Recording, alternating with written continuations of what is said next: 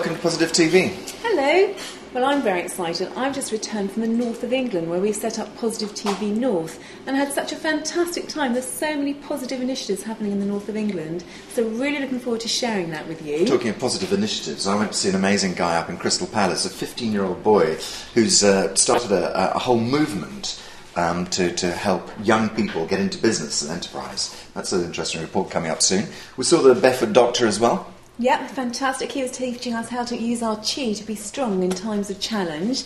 And yesterday I interviewed Sir John Bird of Big Issue fame, and he was so inspiring and he had lots of solutions to offer.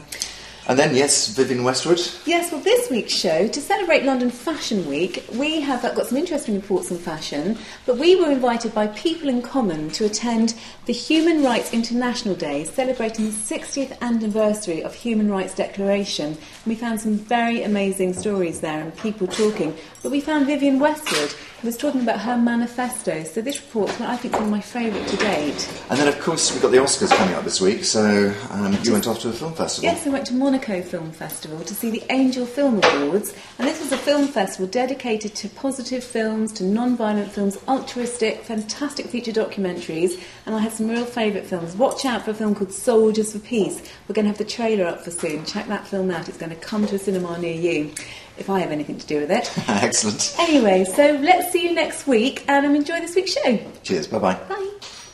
I'm Carlos Leon, and I support and I watch Positive TV. Hi, I'm Gemma Garrett, and I watch Positive TV. Hi, I'm Marco Mazzoli from Radio 105 Italy, and you're watching Positive TV. Je regarde Positive TV. Hey, this is Scott Elrod, and you're watching Positive TV. I watch Positive TV. Sono Maurizio Rimaggio di Radio Monte Carlo e appoggio pienamente Positive TV. I'm from Russia, and I watch Positive TV. Hello, my name is Camilla Rumford, and I love Positive TV. So this evening you find us at the Monaco Film Festival to celebrate the Angel Awards. The Angel Awards are awarded to films that promote non-violence and real altruism and positive messages through film.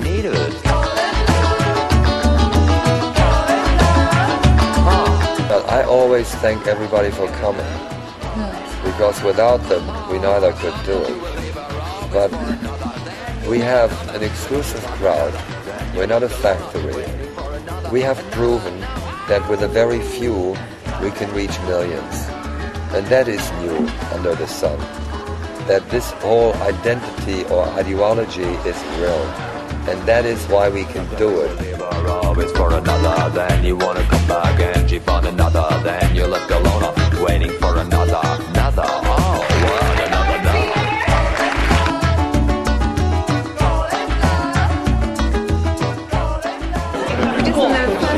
First afternoon of the film festival already, I was completely blown away by films we've seen and the important messages that are coming through. How do you found this afternoon? Oh, I agree. It's nice to see films for a change that actually have a message to them and that mean something, but also are entertaining too. So grateful to Rosanna and Dean for putting this festival together and bringing all these amazing people together. It's really been an absolute gift.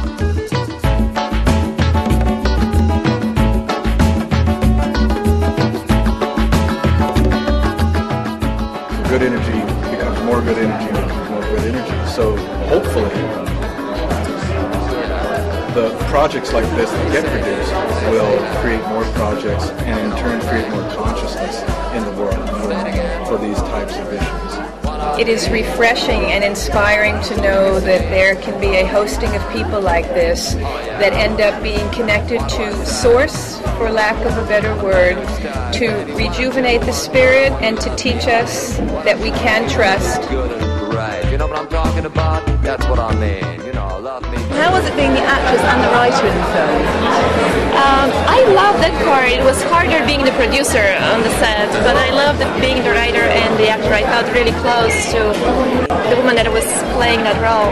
I enjoy being a villain because that's just part of me that I don't really expose to the world. Very blessed to be here, so thank you for having us. Sometimes you will leave her always for another, then you different cultures. This is what makes this festival so interesting. Different cultures, backgrounds, everything, you know, and here to become really spiritual touched, you know, and that's what's all about this festival. It's all about love and tolerance. Waiting, I hope I'm not dissipating, honey, hope one day you will be around, and you won't have me so much down on your knees, if you know what I'm talking.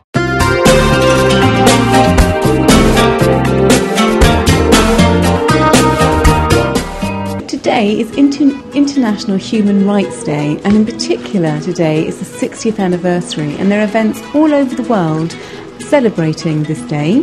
So we're at the LSE listening to many activists talking about human rights, and I'm just going to read out to some of the people that we've heard from. We've heard from Professor A.C. Grayling, Andy Worthington, Hisham Yesser, Tara Hoskins, Peter Tatchell and Vivienne Westwood, and it's been extraordinary listening to people talking about issues that deeply concern them in human rights. And what I find so powerful is just how much people care about one another. I'm Vivienne Westwood, and I've come here today invited by a friend of mine, and it's a meeting of various different action groups. Really, the reason why we're holding this event tonight on the 60th anniversary of the UDHR is because we feel that it's important to link the various struggles now for justice, to link together the issues about how we create a culture that is respectful and stewards the environment and is respectful and of each other and the social relationships that we need in order to build a culture that's based on wisdom and democracy together. My aim in life is to understand the world. I think if you understand the world, you might do good in the world and for the earth. And so I've got a whole campaign about culture, because we're dangerously without culture at the moment. If you don't understand the past, you've no way of understanding the world you live in or facing the challenges that we've got a vast amount of at the moment. Anyway, so I've got a campaign called Active Resistance to Propaganda. And what it's saying is that culture is the antidote to propaganda. If you engage in culture, if you go and look at the Titian that's in the National Gallery, you are striking a blow for freedom because you're thinking. We bring together different activists, so we can have the disabled rights activists there 1 month, and the homeless people who are fighting for their rights to live the way they want to, or for shelter, whatever, and let them show us and the Home Office what they want, so we all learn from each other. We want to make the links between the building of a good society and the wider issues of human rights abuses worldwide. So that's what we're here for, really. How can we unite our various campaign differences without losing the essence of them? How is it that we can come together and make, possibly, as an ideal, this one country that we live in, human rights compliant? My son was arrested on the 2nd of November 2006 for a crime he didn't commit, and even now we're not sure whether it happened at all. Our ongoing campaign to make sure that people are not criminalised for the mere fact of associating with others and are not criminalised for basically trying to engage in activities against oppressive regimes throughout the world. And I'm also talking about the right to organise generally, collectively. It's the right to vote, it's the right to demonstrate, it's the right to campaign, it's the right to make sure there is a collective voice behind and for the human and civil rights that you're campaigning around. So I want to say congratulations to anybody who's an activist, first of all. That's the first thing to say. Because if you're an activist, you've got alive, get engaged in fighting for something. The last 20 years has seen this incredible focus of investment on the real estate market and housing markets, and how that produces massive inequality. It helps to contribute to the inequality in the society, and is so incredibly fragile. As we've seen, it's all unravelling. But I think the collapse of that whole neoliberal project, which is what we're seeing now, really creates conditions in which change is possible. And we can start saying that old set of relationships is finished and we have to think of something new. So it's actually, there's a positive side to this misery. And at the other end is the rainforest and saving the planet. And the thing is that we, ordinary people, will have to pay for it ourselves. You can't wait for business to do it. You can't wait for government to do it.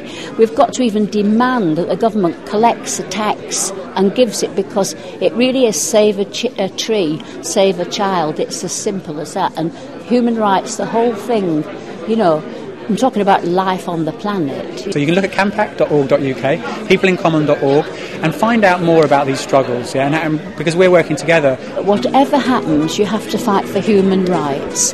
And we want to look at how we can build a new constitution, really, a new way of organising society. If everybody can think of new ways of thinking and acting, I think it potentially could be a very strong moment.